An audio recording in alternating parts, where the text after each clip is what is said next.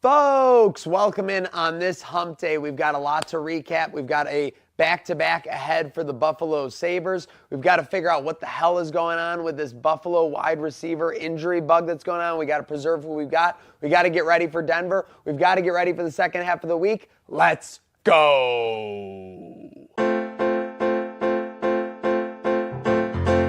We all need a place where we can be ourselves, somewhere you can leave all your worries on the shelf, and whether you win or lose, you can count on me, and I can count on you. This train never stops. This train never stops. This train never stops. This train never stops. This train never stops. This train never stops. This train never stops. This train never stops. Folks, welcome on in and happy hump day. We are officially about just halfway through January. We're at January 14th. I got Slick Al on my left. I got Don on the ones and twos. Am I right? I got Rachel already making her nervous in the saddle. We are ready to rock on this hump day. Trainwreck today brought to you by Herd of Buffalo Trainwreck Sports. Lot to get into, but also not a lot to get into, Slick, on this hump day. You know, as someone famously once said, a little bit. So obviously just recapping Monday night, we had a Texans blowout of the Steelers. CJ Stroud was telling fans what's good, even though he had 5 fumbles and became the first player to win a game with 5 fumbles since Eli Manning against the Bills in 2007. What was your takeaways from this game? My takeaway, it was kind of the writing was on the wall that Tomlin was going to be making the decision he was before this game was even over. I don't really know how you can go and win a playoff game by north of 3 scores when you're fumbling the ball 5 times. And Don, I want your thoughts on this too, because you had the under in this game, correct? Oh, yeah. And there was 37 total points, 38.5 over under. Yeah. Scrape away with the under somehow in a Texans blowout where they fumbled the ball 5 times, and then Tomlin's out 2 days later with Rodgers' impending exit as well. Yeah, well, it got even sweatier for some people that had 37.5, because if you remember that extra point after the last score, dude hits a line drive like he's a football star under the crossbar to miss. Yeah. Pretty funny miss there. But yeah, under hit, got a little sweaty at the end of there with, another scoop and score, but you knew. That's the worst. When that game had no reason to be even close to the 37, 38 or whatever. But Absolutely no reason. But somehow you end up right against the number with time ticking. I know. And but like with the little time left and Rodgers just getting pummeled by this defensive line, I was like, they're probably going to take him out and just throw up the white flag and say, run the ball a couple times, throw a couple screens, game over. That's exactly what happened. And it's we'll see what happens with Rodgers, taking one last jab at the Jets in his press conference. That's pretty great. Yes, it's great, but also like the Jets were just so stupid and trusting him. Like they were listening to him. Remember when he busted his leg or whatever? But he's kind of like, I could be back in 4 weeks. I could be back in 6 weeks. The jab at the Jets was a nice little double entendre there, by the way. Yeah, exactly. As a guy that, well, we don't have to get into that. Exactly. But yeah, I'm interested to see where Tomlin ends up, and I'm interested to see what happens to this Steelers team, because it feels like the Tomlin era, he inherits this great team, they win a Super Bowl, and then it was just like a slow decline where it's like, this storied franchise that's always great, kind of like Green Bay, and he mentioned it. But if you look at it, it wasn't a sharp fall off, so it's hard to say they had this major decline. But if you look at it over a decade, they really have. Remember that it was weird in 2020. Didn't they start 10-0, 11-0? Yeah, I think that was one crazy start, because that was the season that we ended up playing them. At the very end. We played them at the end. Teron Johnson had a pick 6 against Roethlisberger about 5 weeks before he had the one against Lamar Jackson, 102 yards. That was the whole play there. Correct. But yeah, so it was a weird situation there. But yeah, I'm pretty sure they were 10 or 11-0, and it was Juju Smith-Schuster was unstoppable, and they were doing all kinds of stuff. I do remember that, but I do remember also a lot of people being like, this might be the most fraudulent 10-0 team in history. It wasn't everyone was buying in. I feel like this year a lot of people bought in with the Colts when they were 7-1, and that I think we were saying they were fraudulent then too. I don't want to fraud alert was up. It was definitely a different situation, both of those teams. But yeah, you could have pointed out, which you did actually point out, the fraud alert. You're totally right, though, Don, declining teams over the years. But you got to say, even with the declining teams, how he went with a winning record each and all of those seasons with some teams that had absolutely no right to get to that position, let alone even to the playoffs, which he got there most of his tenure as well. It really is an impressive run. Did you guys see the Ravens owner, GM, Reacting he had a couple good sound bites yesterday. Yeah, really good sound bites. Yeah. I don't know anything about this guy, by the way, before you get into Biscotti or whatever. But he seems like an owner's like a fan's owner. Like he was shooting straight from the hip. Like no bullshit. Smirk he had across his face too. Yeah. The what do you say about the Tomlin? It was like he kind of dodged it, right? He first goes, "Is that true?" And then goes, "Holy shit!" And then goes, "Wouldn't that be something?" Pause.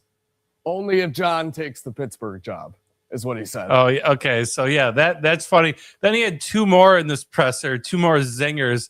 The other zinger was they're like, does Lamar have a say? He's like, he's got a say. He's got no power though. It's like, I don't give my players power. I want them to have a say. I listen to all opinions, but I'm the owner. None of these guys have power in running the team, which was like kind of fun. That's probably the perfect way to do it. Like swinging your around. and then he caps that off with the third best zinger. He goes, "Oh, I'm not." He's like, I'm selling this team in 10 years or less. I'm not giving it to my kids. It breaks up families. People fight over. And he's like, and I don't want to be old like Jerry Jones saying I'd cut off my new what for a Super Bowl. So he's pretty much like, I got 8 more years of this. I'm out and I'm retiring. He's a guy for sure. Yeah. I mean, you could tell. He definitely looks at him like an asset for sure. Probably the smart way to look at it. I hate to say it. Now, for sure. Can I bring it else real quick? Put on the cap for sure. Because I got a something conspiracy. else though, where didn't they say like, oh, if the kick had been good, like how much longer could John Harbaugh have been the coach? He was like, at least a week. Yeah. Like that. I was thinking like it was just a funny that's the best answer possible. We need to hear. All right, what do you got the foil on? Okay, so impromptu conspiracy corner talking about Tomlin. Love it. All right, so do we think the conversation was, hey, Mike, we're going to fire you, but we're all going to say you resigned. Yeah. Give you a little honorable way out, but like there's no way you're staying. Or do you think, but he would have stayed if he wanted to, or do you think it was Mike being like, listen, this has been a great run, but I need a fresh start and maybe some time off?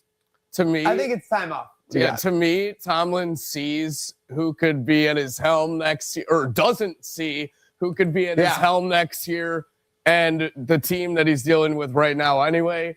I think he knows his record would be at stake of not having a winning record for one last season. I think and he the wants last out. 2 years have aged Tomlin almost as much as the previous 10 did. Even with the Roethlisberger and Antonio Brown of it all. Yeah. But yeah, so I think he wanted to take a break. It seems like either he wanted to take a break or he's got the best agent, like publicist, like situation going on, because everyone's saying he stepped away. Teams are saying they're offering him jobs right now. Like there were at least 2 or 3 saying they wanted to get him on the phone. I will say though, he looked great in all of this. I will say there is a chance that he knew that they were plotting on doing this, and he was just like, let me just get ahead of the whole thing. Yeah. I quit. I'm not fired, I quit.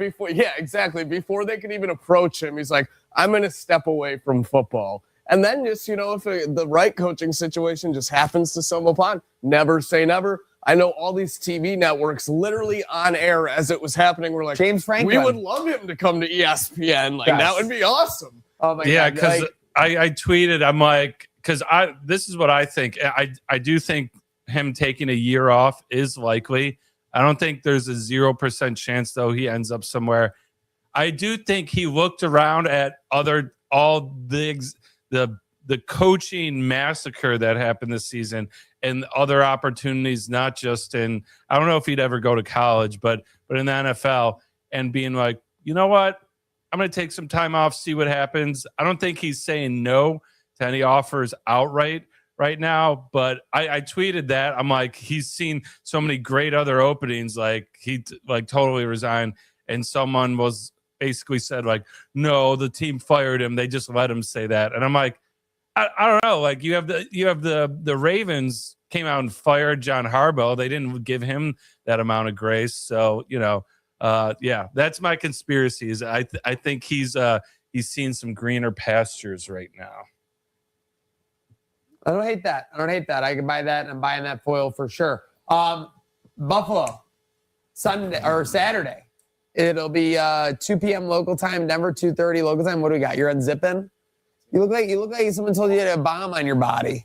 Rich told me to take off my jacket. Okay, we're taking off your jacket. So producer Rachel shouts an order. That's an order, sir. A soldier. It happens. I need a soldier. That's kind of and like we need soldiers, and we need receivers to go back. I think the game's 4:30 Eastern. It's 4:30 Eastern. Oh, but you local said time local? in Denver, it'll be 2:30. Yes, All sorry, right, my shout bad. out to our Denver That friends. did throw me off too when I saw that tailgate flyer as well. Exactly. Yeah. So shit's crazy. I mean, was like, you'll till be waking up 2:30? at 10:30. It'll be 4 hours to the game, which is a little weird for sure. A lot of people are local saying time. NFL dropped the ball with this time slot. Very You much won't be drop the waking ball. up at 10:30. You better be waking up at 6:30 Yeah. local time. Denver. I mean, like, obviously. So you got the receivers, okay? That was the big storyline over the last 30 hours or so. Shavers playing with the busted up leg. Kind of unbelievable. torn ACL. Apparently he's running around with. Yeah, pretty reckless of you, buddy. No, I wish him all well. With that said, on a scale of 1 to 10, where does this move like your nervous factor for the game? I think I saw someone point out that they only had about 20 catches between them, Gabe Davis and Terrell Shavers, overall for the season. So not a lot of volume, but does it move the needle for you guys? For me, it's like a 3. Like it's definitely something. It's not nothing. Is it something to where we need to like sound the alarms? I don't think so. I don't think necessarily. I mean, it definitely hurts a lot more when Gabe is in the exact same situation, and we only learned a couple days prior that we're going down. Not 1, 2. Josh Palmer got elevated back, but we can't guarantee he's going to be suiting up on Saturday, right? But it's not detrimental in my eyes. You know, Kincaid still found the end zone Sunday.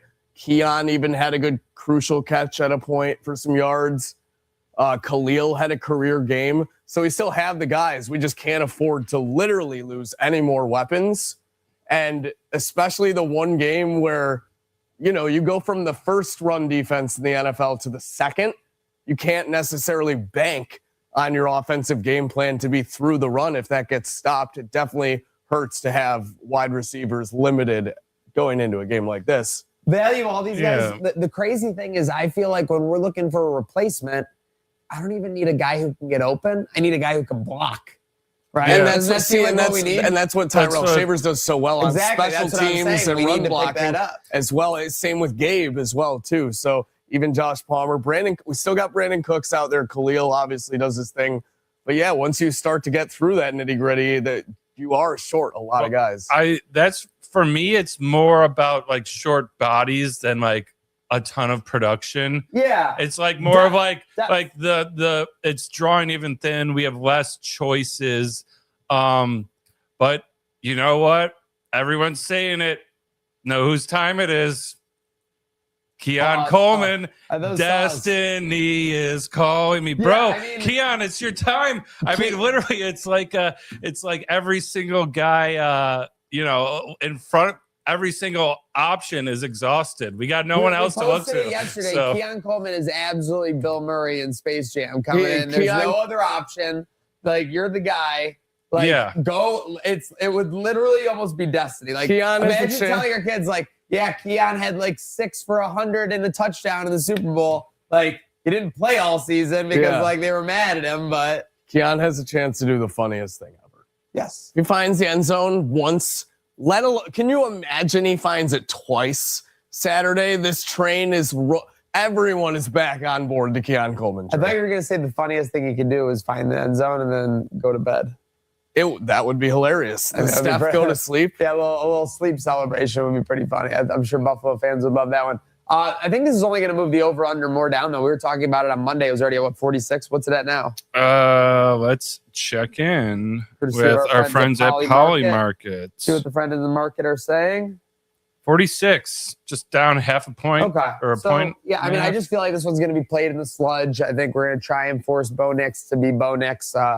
I mean, like, I don't think anyone's more worried about Bo Nix than they were about Trevor Lawrence, right? Like, I mean, Trevor Lawrence is coming in on a heater. He's playing very well.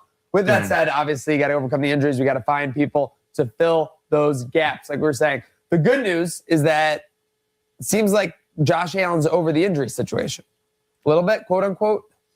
According to him, his mouth, but we don't. I mean, this is the Well, first off, postseason. that's all BS. Games get played here. That's all BS. So where I'm taking this from is the Fitz and Whip podcast. Ryan Fitzpatrick and the other guy from Amazon or from the Prime broadcast. Oh yeah, the other guy. I'm blowing it right there. That's okay. Whitworth, right? Andrew Whitworth. I was wondering if it was something like that. Yada yada. Sure. Anyways, Fitz was breaking down the film of Allen, and he said he looked the best decision making because he was feeling good on the foot. He's looked in like 6 to 8 weeks, basically. Like, because he was able to make quick decisions. He was able to get things underway quickly. 80% completion percentage, 2 rushing touchdowns does lend a little credence I there. heard that, and I attributed it more to Brady Josh like Allen independent. taking a week, because there's that presser where he's like, yeah, Joe Brady told me to critique myself and watch myself, which is like, you haven't been doing that all season. Try to do that in real time. But each week maybe he's just watching film of the other D and not of himself the last game. But I attributed a lot to that. Now again, the Bills injury report, going into the game, it was just the foot. Now it's the knee and it's the right hand finger that he hit on the helmet.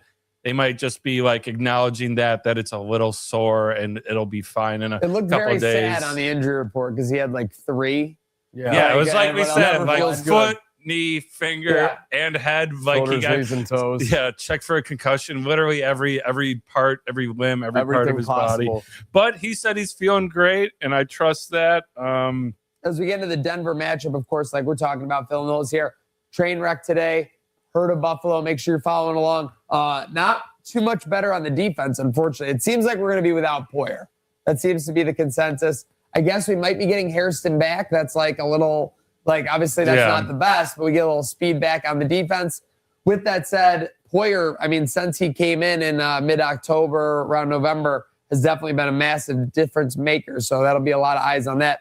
Rousseau, Milano, and Epinesa all limited. Those are all just rest to me. Those are all just making sure that those guys are good because nobody was too banged up from that group. If someone from that group's missing, I'm ringing an alarm. I'm ringing an alarm more if one of those guys are missing than I am for how I was with Shavers and Davis, with all due respect to those two guys. Yeah. Now, what do you think with that Oliver being brought up? Do you think his window's open for Saturday? He says optimistic. I am not as optimistic. I'm not very optimistic, especially with it being the 4:30. Like it's the a early horse game. It's a horse game. They are saddling and you up. got to think that if there's one man who doesn't want to miss a horse There's game, one man that there's one man that knows how to wrangle a beast of a Bronco.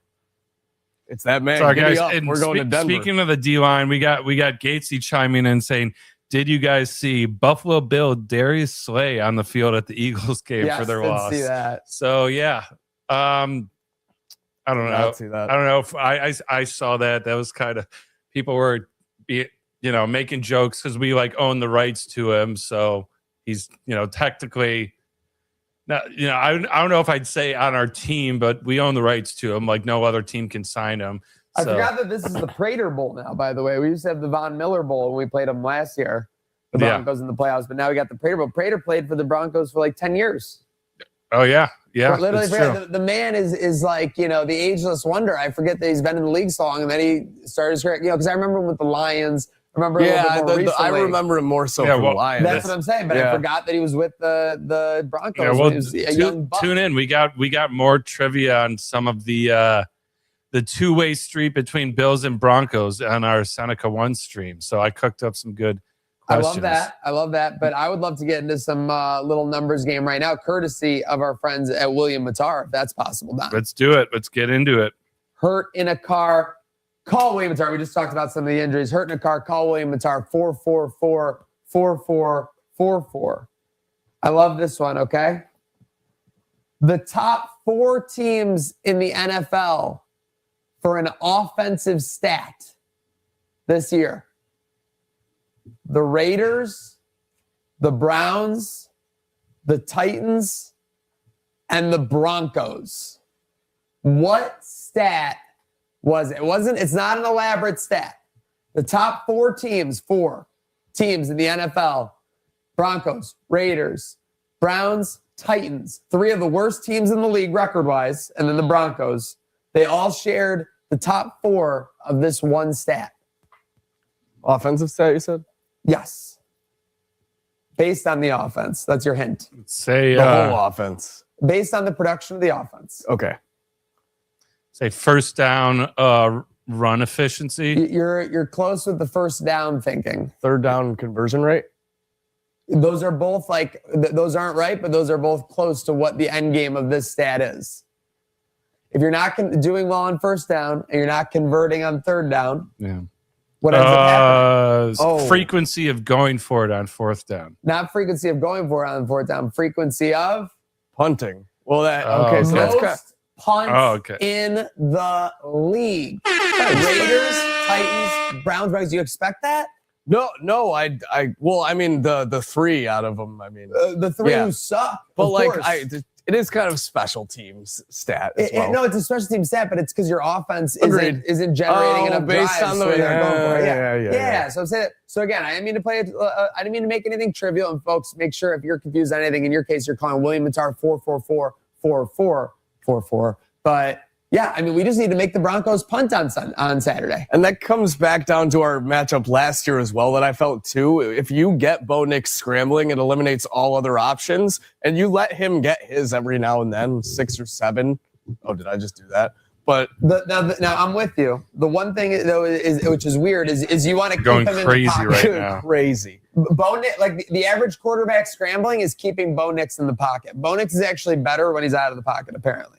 So we want to keep him in the pocket. Right. But we still want to get our paws on the dude. Of course, you need to get those paws on Bo Nix. I felt like he was scrambling a lot last year in the wild card playoff game. Maybe it wasn't as efficient. Don't know because No, he no, was last year, he he was wasn't, he was just scrambling then taking off. This year, he wasn't scramble looking master. Yeah, This year, he- his QBR Right. or Well, whatever I guess that's where he evolves. Right now, he can 100%. escape the pocket and still look at his options downfield. Last year, he was just running for his life and then ended up having to go downfield. Yeah, and actually, Sean Payton did have an interesting quote. This wasn't this week. It was this week. Well, speaking of quotes, he had a pretty funny press conference where he just snapped at a journalist. Journalists are getting hammered right now, left and right. You know, People were trying to comment that like that was a fun back and forth with Sean Payton and being like, reporter. "Oh, would you like to see him run downhill? Would you like that?" It's just like, what the fuck, dude? What the hell? It was completely I mean, uncomfortable. like everyone the knows what entire thing was uncomfortable. everyone knows what that term means and is like implying. Like, Yeah. he was just the first one in the existence of the term to be a dick about. Also, it's like, don't you want someone covering your team to be using like the lingo and talking your Yeah. And language? Like, being and he's like optimistic. kind of like making fun of this guy for it. Definitely Yeah. made fun of him and definitely was like So pissed and, unnecessary. Like, why are you asking that? Like that was not a fun back and forth. I Yeah, don't care no, what we anyone had says. that. No, That's Sean coming Payton's on a the heels loser. of the Liam Cohen thing where everyone's, flipping out at that journalist. But anyway, my original point Duval. is Sean Payton earlier a couple weeks this season. He says how if he saw like something chaotic on like third down with Drew Brees, he'd call a timeout, they'd readjust the play and they'd go. He says with Bo Nix, he doesn't want to call a timeout because that's where he thrives and he wants to just like be athletic and make a play. So I thought that was interesting. Now he's like, Drew Brees, Hall of Fame quarterback. Yeah, Drew Brees, like- I need to talk to you about this. Where it's like, Bo Nix, yes, you're about to thrive. I think that was a little overstated Yeah. for sure. That's what I mean, I get what you're saying. I think I saw that quote, but I don't even believe hopefully he's not. it. Sean Payton's a big liar. at the end of the day. Hopefully he's not implying that Drew Brees like wouldn't thrive in that situation. It's just a situational thing, but like you just worded it terribly, like so many other things in that press conference. I wonder why. Speaking of Sean Payton, why doesn't like in the NHL we see like in the playoffs super vague injuries like upper body, lower body. They don't specify like. Can we do that with Josh? Can we like not let him know that his hand's hurting because we're facing the bounty captain himself. We need to keep. We need to keep. Maybe, if you maybe don't that's think he's going to the locker room being like, hey, if you get on Jess, just roll your 300-pound body over on his hand. It'd be great maybe if that's why we did the injury report like we did with so many, because that way if you have somebody to target, maybe his hand's completely fine. That's what I'm yeah. saying. It would be great if just on the injury report we had like Josh Allen did not practice load management. Load management, Yeah, for sure. Just take a guess. Could be anything. Yeah. Speaking of load management, Sabres fans are excited with 2 games on deck. We got one tonight Back to against back. the Flyers. Biz takes Buffalo tonight. Yeah, And what's then, up? They're like, I don't know. I think they're talking- trying to capitalize that like Biz like hated the Sabres. Now he's like on them, and they're in there. It's a TNT I game. did like on the last game how Razor was like, they said something about him and Biz in the same broadcast booth, and Razor basically, I forget what he said exactly, but he was like, oh no, like Biz won't be giving me any shit, because they were like, he's a troublemaker. He's like, not when I'm in the room. It's like, damn right. Like, no one messes with the Razor. That's the difference between like a monster and a demon. Exactly. Like, like Rob Ray's a monster to business. It's like demon, Godzilla and Kong. Yes. Yeah. I like. I just got to say it. Listen, Biz is on. He's on NHL and TNT, so that's where this is coming from. We love our NHL and TNT All right, guys. Love them. And by the way, Biz and Buffalo, if you're seeing this, reach out. Let's get a beer. I'm sure you're fun to have a beer with. But maybe a beer Sabre. Do I think there was maybe a better choice that's an actual Sabres fan? And more importantly, not a diehard Toronto Leafs fan of our biggest rival. We're like, oh yeah, come on in. Like, you know, I don't trust it. I don't know what he's going to be doing. He might be causing trouble in there. We're going to have to see. All I have to say is if you're a Buffalo Steakhouse, don't let this guy in. Don't let him in. Don't let him in. He might start some trouble. For a city that's so good at price gouging Leaf fans out of games when they try to come here, they're just letting this guy in willy-nilly. Yeah. Right into the fan base. So Sabres are looking to bounce back. Another win streak ends, this time at 3. I didn't mind that game. Ellis didn't play great, but it wasn't like, oh, that was why we lost. We just lost because we lost. We allowed a late goal.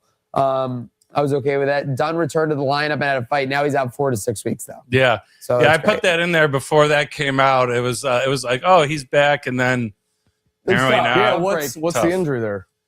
I think vague. They said is he won't need surgery. Oh, wow! Right after we were talking about how the hockey treats injuries way different. Yeah, he won't need surgery. But he's out 4 to 6. It's interesting because he just came back. I feel like that fight was like, you know, I got to stay up here, got to stay in the NHL. Like, don't want to be sent back down. And for guys in his status, best way to show up on the stat sheet or get some eyeballs is, you know, throwing some fists. But hate to see him get hurt after that. But yeah, the couple people were mentioning, you know, this was the closest to a playoff game we've seen. I thought in the sense that, you know, I was at the game. This was typical Panthers game in the sense of there was a lot let go on the refereeing side. I thought one of them was one of our guys, I think Malenstein, just took like a straight up punch to the face during play. They stopped play too for they always get punched during play. Nothing ever gets called. And I thought it was going to be a penalty. It turns out it was like, I don't know. You could just tell they were just waiting to see if blood got drawn, and that because then they would have to call the penalty, and nothing happened, so they didn't. Yeah, and it was just bizarre because we start off the game giving up a power play goal to Reinhardt in front of the net like normal, tipping I'm it in. sorry, but Reinhardt anytime free money. Like we should have been all over that with everyone else out for Florida. But you know that penalty, it was with Benson kind of just backing up in the neutral zone, taking position. They call interference. I'm like, okay, like Panthers aren't going to be able to get away with anything. They just set the tone. They're going to call this game tight, and it completely turned out to not be that way. It was not a tight called game. But, you know, it showed that we could have hung around with them even when they're trying to bully us. So, you know, optimistic about tonight, optimistic about tomorrow. And that's still, like, even with all those guys out. You need to come away with 4 these next 2 nights. That's what I'm saying right now. Well, that's 4 points, funny you baby. said that because points. Don actually had a funny prediction about how that game's going to go tonight. Oh, no. What's the prediction? He said we score 4. That's all. Yeah, that's all. I said we got. If we score 4 in each game, I'm up. That's all I'll say. I think he said 4-3 final. Okay. I love that. Do not love UB dropping a game. Oh, by the way, we have the reunion tomorrow, and we have 0506 tomorrow, and we have Justition's drop, where it's due. Pretty sick.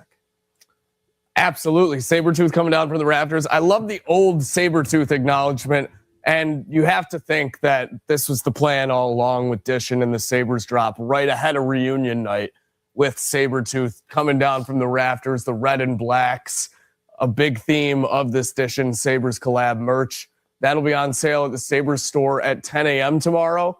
And then we'll be right down the street just a little after that for the Seneca 1 Buffalo Playoff Rally Edition 2. Yes. Folks. So I love the Just Edition design, but it brings up a whole controversy that's been around the Buffalo Sabres forever because they got the Sabes design. Do you spell Sabes S-A-B-E-S or S-A-B-S? Well, they went with SABS, right? Yes. And there's some people saying, I mean, phonetically sounding, you would need the E. Yes. But design-wise, I think from like it's a culture thing. Like so, when like if you were to ask me like, oh, why do you say Sabes when it has no E? I go because it's the Sabres. Like it's culture. Yeah, I think it makes sense in a design way because again, if you're shortening the word saber, take off the R, the E, and you put the S there. But phonetically, you need that E. You know, the only funny thing about the E to me is if you're like, go Sabies. Yeah. So I like it. Gonna have to cop one of those. Yeah. In the Sabre store tomorrow, 10 a.m. tomorrow. Perfect. Don't beat us there. Probably Make lines sure around the you door. show up at 10:05. We're gonna be there. Yeah, seriously, we got shit to do after. College basketball, UB women's tonight. They're still trying to haul butt up in the MAC MAC standings. UB men's drops one last night. Couldn't make the comeback against, was it Ohio? Kent State. They I hate lost those to golden flashes. Yeah, they lost to Ohio last. They especially dropped two MAC in a row. Not especially good. because free tag had 30. I hate when we waste a free tag 30 effort. It seems like that's coming every game, though. Yeah. The rest of the college basketball picture, I know I did see that Wisconsin win at Michigan was pretty crazy over the weekend. Then they had the crazy buzzer beater last night and what would have been like the letdown spot after the big upset or whatever. Yeah. Who's like the favorite? I saw was UConn losing last night too. Who's the favorite this year? UConn's up there. I know Duke is like, 14-1, I think. You mean in like to just win it all? Yeah. Like Arizona, I think. Yeah, Arizona's Michigan, up there. obviously. I think Michigan's like the overall favorite before they lost. So yeah, you have to win the whole tournament. Michigan plus 350, Arizona 450. Then here's the dark horse, Iowa State. Wow. Tied with UConn at 10-1 to win it all. And then Duke 12-1. A bunch of familiar faces. Just pick up their first loss this week to Kansas. Yeah. But that's college basketball. Right now, that was in a sharp spot. I saw that line too and was like, I should have put everything in Kansas. The next like month, 2.5. Win or lose, the next month the play is if you see a situation like that, you just bet it. Yeah, this is about the time where I start paying attention more to college ball. You know, we'll see. All focus right now is on Bills and Sabres with how hot things are going. So I haven't had a lot of capacity, but I've been keeping tabs as much as I can, and probably at the end of the month gonna put a little future down. Definitely got to monitor the college ball come the calendar new year for sure. Speaking of ball, your boy Missoula wasn't exactly playing ball. Yeah, reporters pulls the I'm just here so I don't get fined. Silver's drawing. Silver's drawing it up right now. You better believe. Oh, illegal screen. Drawing it up. He's typing illegal fine screen? print into the CBA. Yeah, which by the way, love you, coach. Your dog, one of my favorite coach in the league, and that's not biased at all by any means. It wasn't an illegal screen. It just wasn't. You're not going to get that call with less than 2 minutes on the clock remaining in such a high-profile NBA game like that, especially one that's usually an Eastern Conference second round or even conference final matchup. Your Pacers, maniac, and a respected player like Pascal Siakam. I thought he planted his feet well, hit the pick and roll how he normally would. Wasn't much illegal about it. I can see why Missoula might be unhappy. Well, actually, I know why he's unhappy. The Pacers are ranked where my Pistons were last year, where they were just way better than their record indicates. Yeah, just like exactly. We spotted 3 weeks ago, the Thunder were not as good as their record indicates. And I do want to say, too, Missoula doing this is kind of childish because because then not only is that screen not illegal where they score, you have the last possession of the game. Yeah. You cannot sit there and give the Lynch treatment Wow, I should have said that way differently. Marshawn. The Marshawn. Lynch treatment after having the ball in your hands, the final possession of the game. Wow, that's really bad, wasn't it? Full intercourse on TV. That was way worse. Nothing than that. compared to what you got. That was high way score worse every than day, that. every day, buddy. I apologize. Yeah, that was bad. Okay, Marshawn Lynch pulling a Marshawn Lynch for sure. Thunder get revenge. You should have known. You're smarter than that. Yeah. They beat them multiple times. Yeah. So that completely slipped my mind. Yeah, they beat them multiple times, and all of a sudden they're like, "Oh, they're a 9-point dog." Completely slipped my mind that the Spurs may be the only team to give OKC 2 losses this season. So did you see, Stephen Shea's So new thing? good. So have you seen this, Slick? No. So he's doing a new, like the people that do the like climbing the ladders, like bet $50, roll over your winnings, and after 10 games you make it like 10 grand or Trying to $1,000. turn 50 into 1,000. Yeah. So his way though, most people like will make parlays to even money or bet even money. His is we're gonna start out at minus 500 odds. So first game 2 days ago, he bets Nico Collins, who gets a concussion. Second play of the game is out. Last night, he bets the Spurs plus 20 and a half at minus 500, and they lose by 21. It's just like, hey, I hate laughing at other people over gambling losses. It makes it easier when they're betting juiced out minus 500. Yeah, when someone's betting minus 200 or more and loses, it's way easier to mock than a money line pick or anything like that for sure. And Shea's a good sport about it for sure. It's going to be a good sport. LeBack, 31 last night. Lay 30 piece. Lakers 141. I was told that LeBron was focused on his at-home simulator. Yeah, his golf game, for sure. He's working on his swing, watching tape on not his opponents, but the greats like DeChambeau and McIlroy. Here he is, though, age 41, still putting up 31 as the Lakers put up 141. Just unintentionally the funniest person that's ever like existed. I mean, I saw a clip too. He's playing some solid defense at this. Well, age. he's always been ruthless on the defense. You guys are forgetting about the funniest thing that he's doing right now. The patch. The patch that he's wearing, that only he's wearing.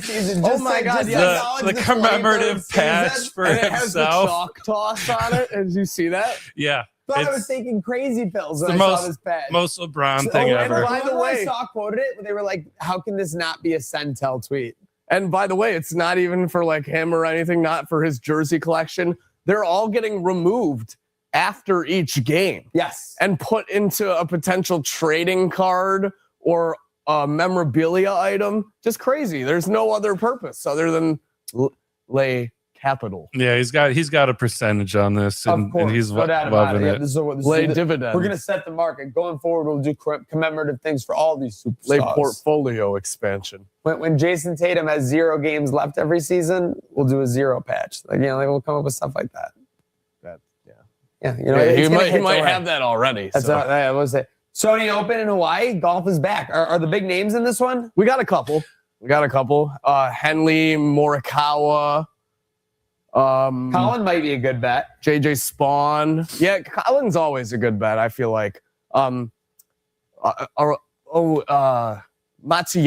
your Matsuyama. Wow, Henley's the favorite at 10 to 1. Henley's the favorite 10 to 1. Matsuyama's the third. So there's a lot of juice to be had on anyone here. Yeah, I love when you get a non-Scheffler tourney and non-Rory, because then you're getting 10 to 1s as the I don't think he's playing, but you got the biggest story. Brooks coming back, the PGA allowing him to come back. And did you see they opened the window? They opened the window and purposefully left out Phil. Yeah. There by 1 year. Very niche things to get rid of Phil and get rid of some people, but whatever. So I mean, I'm sorry if you're the Jay Monahan guy or whatever in the PGA. You looked like such a dweeb during all of this, the entire time. So to keep Phil out, it seems so silly. You're like the salty X. Exactly. From the entertainment sphere, we did forget to mention last week the Traders on Peacock is back. Traders, coming, crushing, season 4. Looking forward to it. Right now, all I know is that I'm 2 episodes in. Lisa Rinna is a trader, and I'm excited to see what happens. Keep it from Watch Trainwreck watching for more Finished there. Stranger Things yet? No, I'm stuck because my girlfriend isn't making herself available to watch. I'm stuck in the Upside Down. That's her fault. Because you don't know, I know that this is foreign to you, but when you're in a relationship, like fuck you off. kind of have to do things together in this regard, unfortunately. It's been a tough If 26 it years. was up to me, I would already finished this shit. I would already been on to Conformity Gate or whatever they're talking about. I would have just done it, and maybe that's why I don't have the familiarity. So. Well, welcome to the world for sure.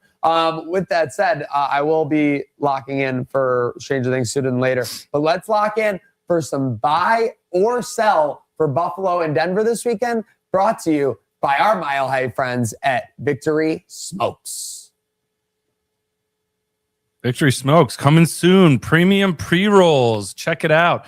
And in all stores, coming soon. Okay, Western New looking York. for that.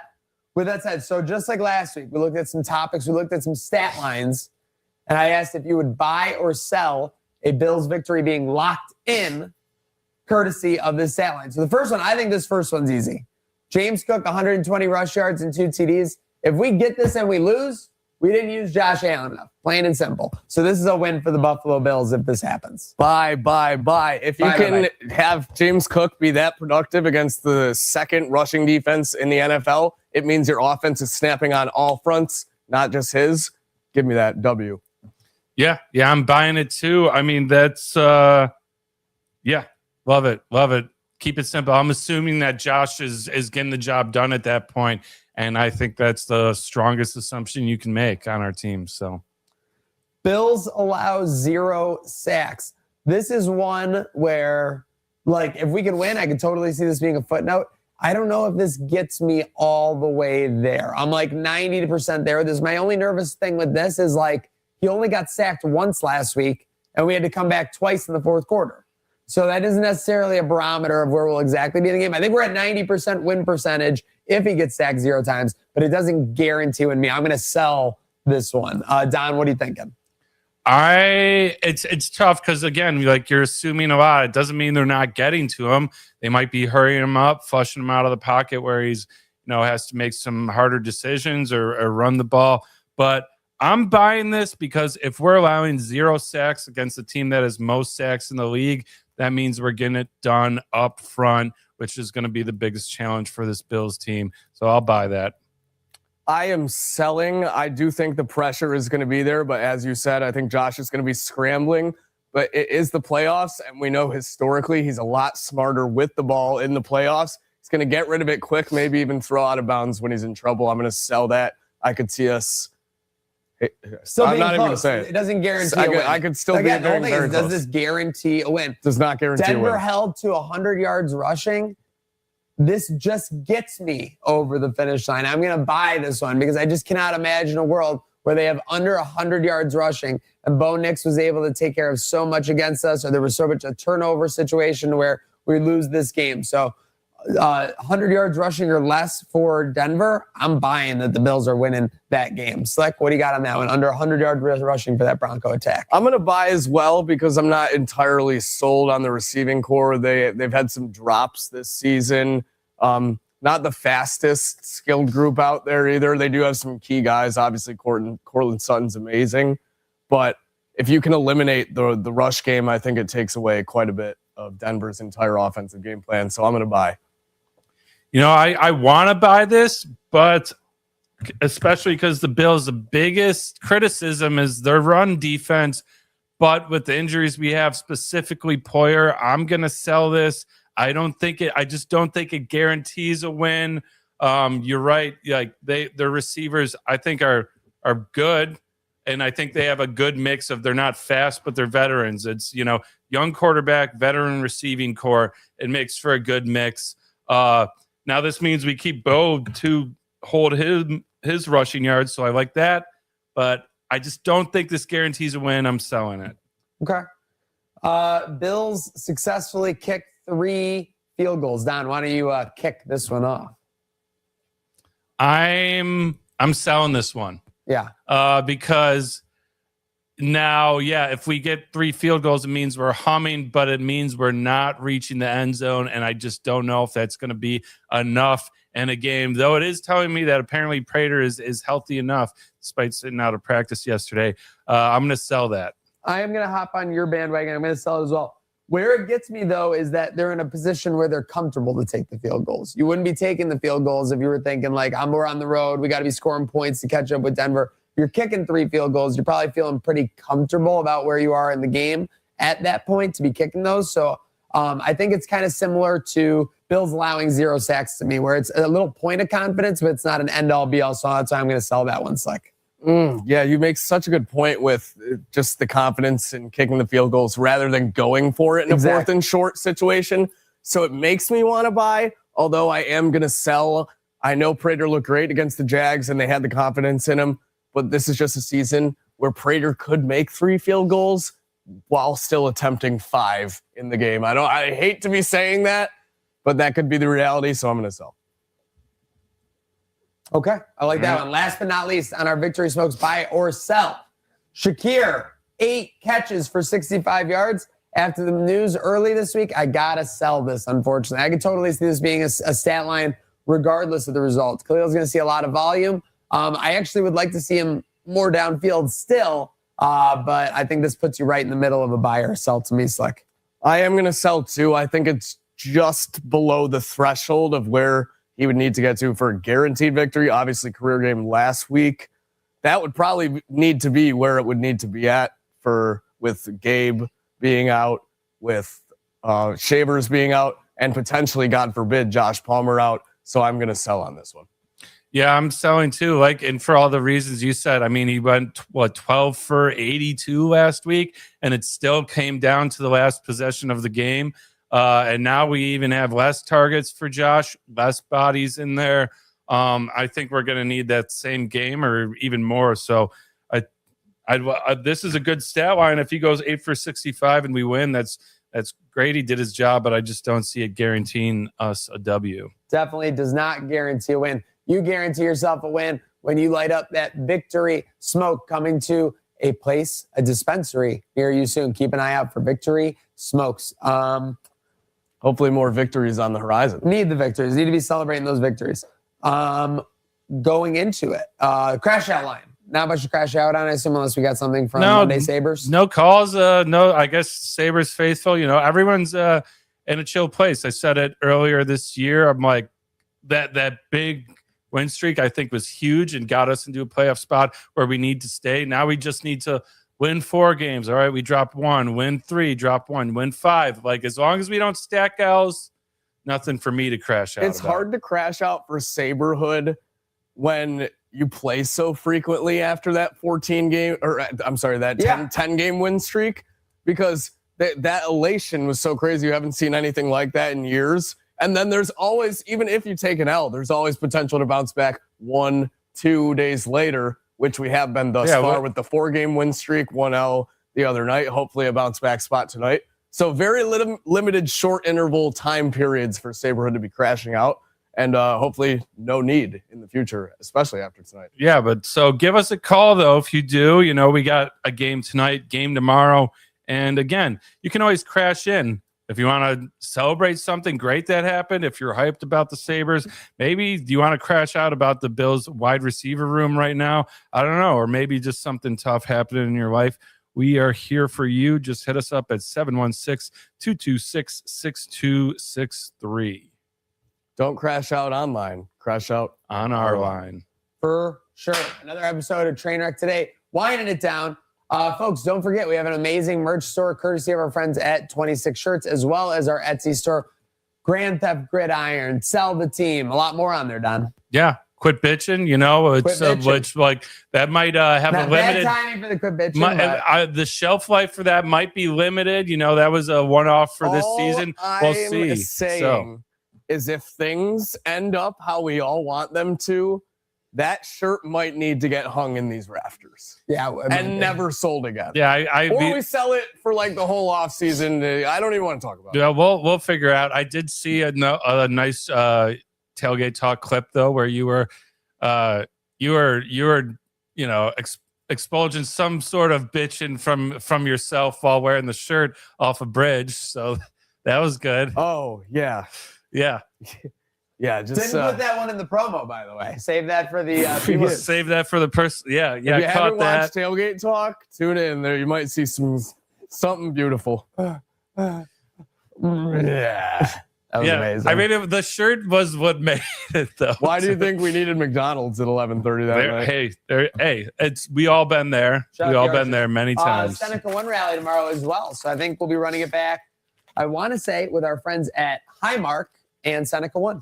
Oh, sweet. Yeah. We got some good segments for that. Last time we had Eric Wood on. Hopefully we have another guest. He's going to be there. Any other Bills players we know? I believe it's going to be Eric Wood again. I heard there might be some guests and everything there. They might be changing it up for Highmark. The one variable I heard, and listen, this is not me making it about me right now, is that apparently at some point there will be Nick Revelis, the GM of Seneca 1, the president of Highmark, and myself on stage talking to the crowd. That's what I heard. Oh, wow. So we'll see. Wow. Yeah, a lot of pressure. Dream blunt rotation. What if I just take the mic and I'm like, let's talk a deal with Highmark and Trainwreck. Who cares about these people? You're talking Highmark. Yeah, seriously. Yeah. Hey, we want high marks from Highmark, so we'll make sure to be on our best Love behavior it. and crushing it. Come hang out with us at the Seneca 1 rally tomorrow. Believe the official time window is 11:45 to 1. We'll be playing it by ear with that talking. We will be live from the rally and much more, and looking forward to it. Yeah, it's going to be great. See you guys there. Indeed, we will. We will be live, and we'll be. Can you imagine the energy in that building? Sabres big win tonight. Get Ryan Miller just pops into Seneca Going 1 into tomorrow. reunion. Oh my God! Hey, never the know. whole reunion The squad. reunion squad could roll up. Yeah. Soupy. Like, can you imagine they come in on rollers? That would be absolute cinema. And It's then been absolute cinema. That lines up perfectly for Saturday because, I mean, we have another chance at either absolute glory or absolute devastation because we got Sabres back to back. That Sabres, just like the Chargers Patriots game was supposed to hit like our ice cream sundae. The Chargers didn't get it done despite hanging around in the first half. If Buffalo takes care of business, that Sabres game is going to be an absolute ice cream sundae bowl for sure. Yep. So make sure you're ready to bowl with us the second half of the week. Sled, Don, Rachel in the saddle, and myself. Let's rock and roll. Heard of Buffalo Network, Trainwreck Sports. It is never stopping. Let's have a great second half of the week, and you can only do that by having a good day now.